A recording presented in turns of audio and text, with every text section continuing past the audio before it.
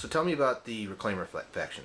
The Reclaimers are sort of the prototypical high-tech scavengers.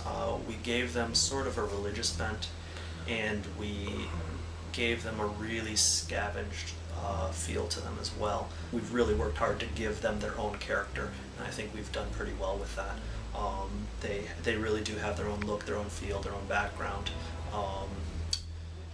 They operate out of a series of data hubs, which are sort of where they bring all this technological junk back to sort of their lair, and then they disseminate it. They'll take it down and oftentimes misconstrue what the actual meaning is. So they have this weird fascination with things like imagine like somebody a couple hundred years in the future finding a bunch of YouTube videos and taking those things as kind of fact. That's sort of how their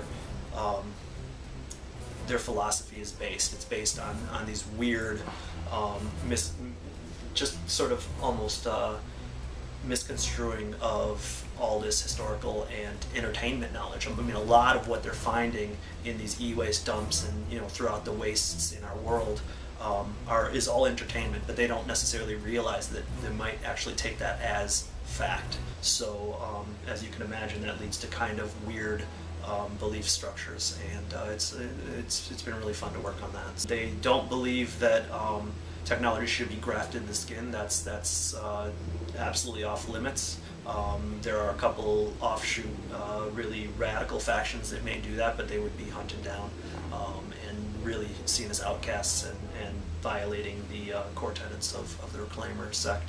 They see technology as a means to an end. They have differing philosophies from sect to sect, but they all see technology as something to uplift humanity and uplift themselves, whether it's to uplift themselves for the sake of reaching the stars like those in the Exodus, or if it's to just master technology as gods among themselves or whatever.